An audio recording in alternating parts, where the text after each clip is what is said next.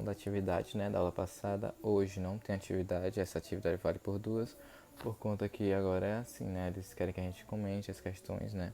No caso, vocês têm que assistir a aula na TV porque eles vão comentar outras questões, tá? Então é super importante vocês verem que vai deixar, né, o assunto mais claro para vocês. Então vocês têm que estar acompanhando as aulas na TV, por conta que as nossas aulas são mais complementares, tá? Primeira questão. Quais são as principais características dos fungos, né? Os fungos são macroscópicos ou microscópicos, ou seja, podem ser vistos a olho nu, como tem fungos que não são vistos a olho nu, né? Precisa do microscópio. Unicelulares ou seres pluricelulares. Isso eu expliquei na aula passada, assim como eles são seres eucariotos, né? E heterótrofos, tá? Pesquisa os principais fungos usados na indústria alimentícia, né? Muitos fungos são comestíveis e utilizados na alimentação humana. É o caso do cogumelo, né? Como o champignon e o shiitake, tem até um custo bem caro mesmo, tá, gente? E são utilizados na autogastronomia, eles.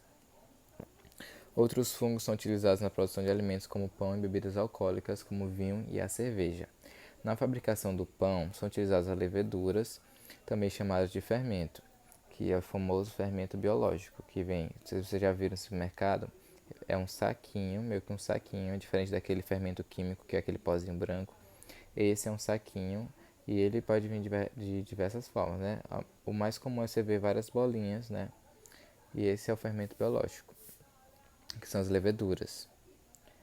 Esses fungos realizam um processo chamado fermentação, através do qual produzem gás carbônico e álcool etílico a partir do açúcar. O gás carbônico liberado nesse processo cria pequenas bolhas de gás no interior da massa, fazendo com que o pão cresça e fique fofinho, né? E por isso que justamente que é para fazer pão, né, principalmente é utilizado só o fermento biológico, que é exatamente esse feito de leveduras, né, por conta que ele tem que crescer e o fermento químico não surte o mesmo efeito.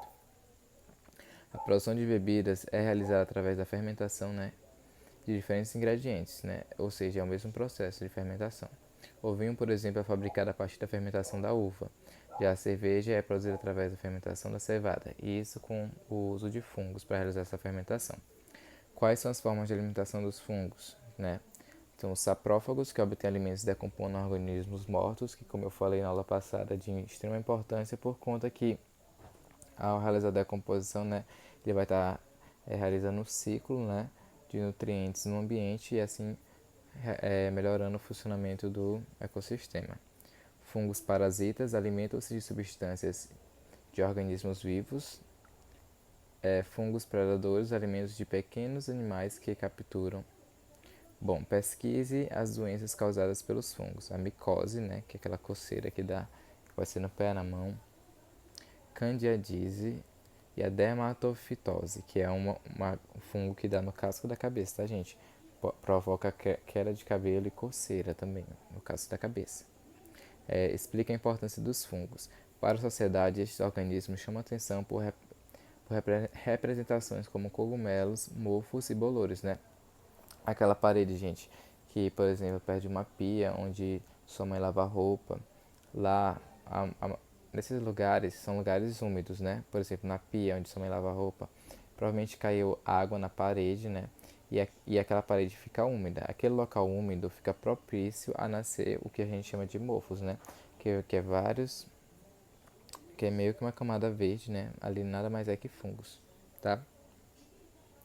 Os fungos produzem inúmeras substâncias, dentre elas, né, enzimas que são importantes para o ambiente, pois auxiliam na degradação de matéria orgânica e, consequentemente, ciclagem de nutrientes, como eu falei, né, que são exatamente os fungos saprófagos que realizam a decomposição e são importantes para a ciclagem dos nutrientes, para os nutrientes daquele ser, né, que ele está decompondo, seja reutilizado por outros seres.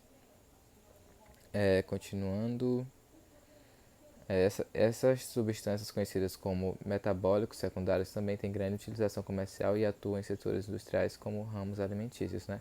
Como eu já falei para vocês aqui respondendo a segunda questão. Então é isso.